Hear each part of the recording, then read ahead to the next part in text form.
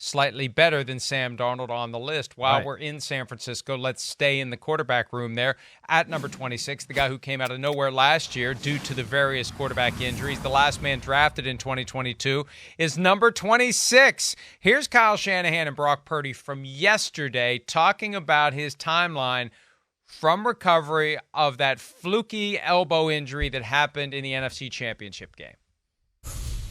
And it's not really a moving target. It's that only God knows, and it's all estimates. So it depends what quote people have got from me. But, I mean, we're hoping for week 1, and I feel pretty optimistic about that.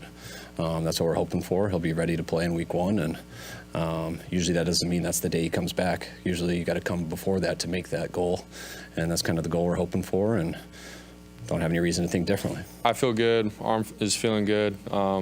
So to say I'm going to be ready by this time or this time, I just, we're not trying to label any kind of timeline like that. For sure, though, like that's a goal, right? To you want to be ready for the season, and if that's the case, great. But like I said, we're just taking it one day at a time, and don't want to say anything that we regret down the road or whatever. So. Kyle Shanahan slightly more optimistic than the time that he pointed out there was a chance Jimmy Garoppolo could be dead by Sunday. Oh yeah, he loved that. He loved that phrase by you, or that headline. He liked that one a lot. I could tell you. He said it. He said it. I know. Hey, watch your words. I mean, good Lord, you're going to give us something that we're gonna just say this is low hanging fruit and we're going to throw it away? My goodness. So, I hear you. I hear you. Annoying headline. Annoying headline alert. Annoying headline. Florio writes some annoying headline again, right? Yeah, exactly. But I mean, I know what you're saying there. And hey, listen, right there, what you saw from Brock Purdy, that's why they like him. He's just, he's unflappable. It's just no deer in the headlights ever, right? Answers the questions the right way. He's not going to feel the pressure of the situation. It's just one day at a time, and that's where it is. And, hey, Sam Darnold maybe has some better physical abilities, but not by much. I mean, this guy can play, Mike.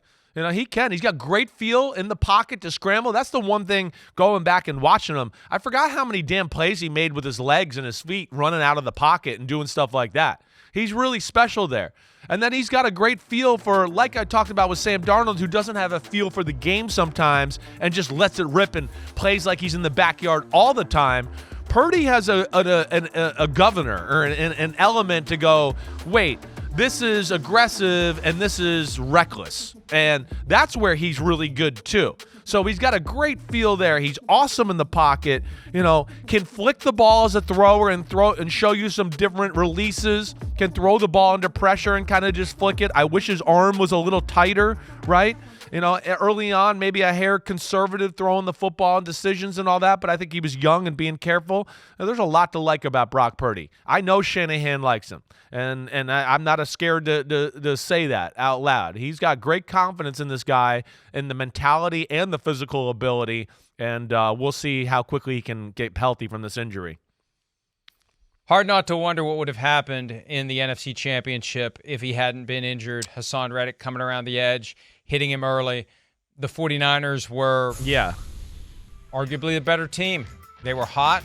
They were. They were unaffected by being in Philadelphia.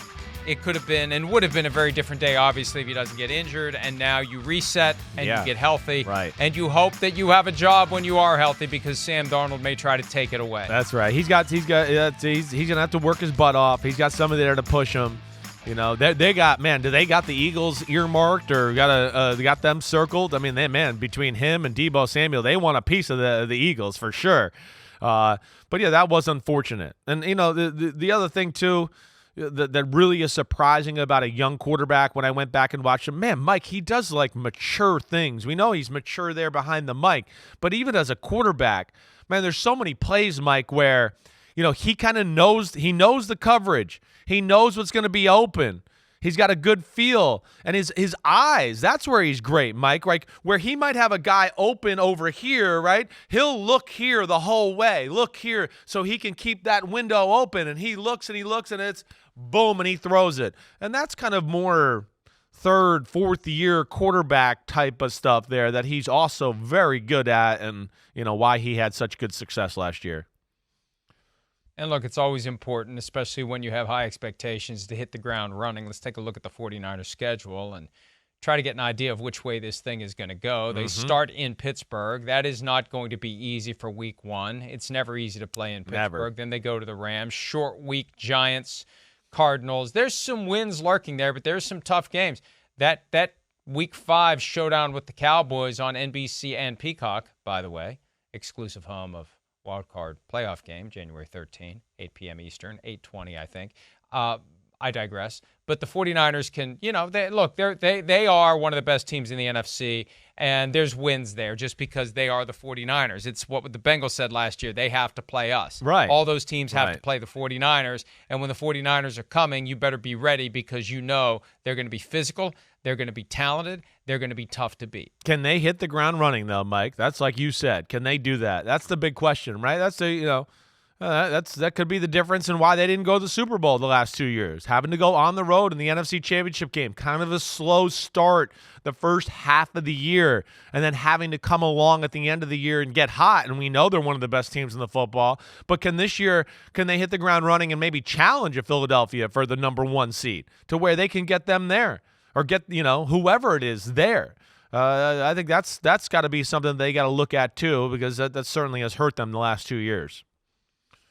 They play all the teams of the NFC East, and they play all the teams of the AFC North. Yeah. You got Steelers, Browns, Ravens, Right. Bengals over the course of the year. So that's a factor in how difficult or easy a schedule is and how well you can pad your record to put yourself in position to maybe get that bye. It helps that the Rams and Cardinals are down. That helps. That division was stacked not that long ago. The first year of the 3 wildcard teams in each conference, we were musing about the possibility of the NFC West sending all 4. So half that division has fallen off, which makes what would have been 4 very difficult games a little easier.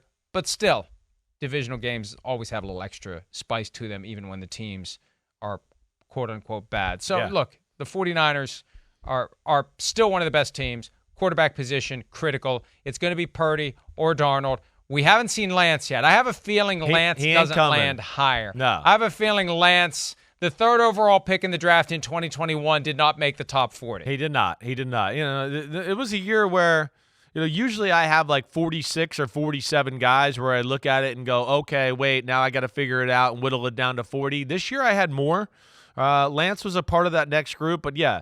Where he is, lack of playing time, the things that we've seen have been issues in his development, whether it's seeing the field, throwing the appropriate balls, the mechanics of throwing the football. There's no way I could put him in the top 40 right now. By the way, on the way out, Isaac Hurtado posted a comment on one of our YouTube videos regarding the 49ers. We have mentioned that they are cursed, specifically at the quarterback position. Funny you say the 49ers stadium is cursed for quarterbacks because my uncle actually threw his old Jamarcus Russell jersey in the cement mix when they were building that stadium. I don't quite get it because it's not a Raiders stadium, but I guess he's saying like they cursed him with their bad quarterback and now you're cursed with that one. It's like it's under the thoughts of, Jimmy Hoffa's in the concrete at the old Giant Stadium, right? It's one of those, I guess. I don't know. Well, Jamarcus Russell should consider himself lucky that it's just the jersey and not Jamarcus Russell that is in the concrete. Yes, you should be lucky that you're alive and not – you should be lucky to be alive. Yes, thank you, Jamarcus Russell. Hi, it's Mike Florio. Thanks for watching PFT on YouTube. Hit subscribe for the latest news and analysis from Pro Football Talk.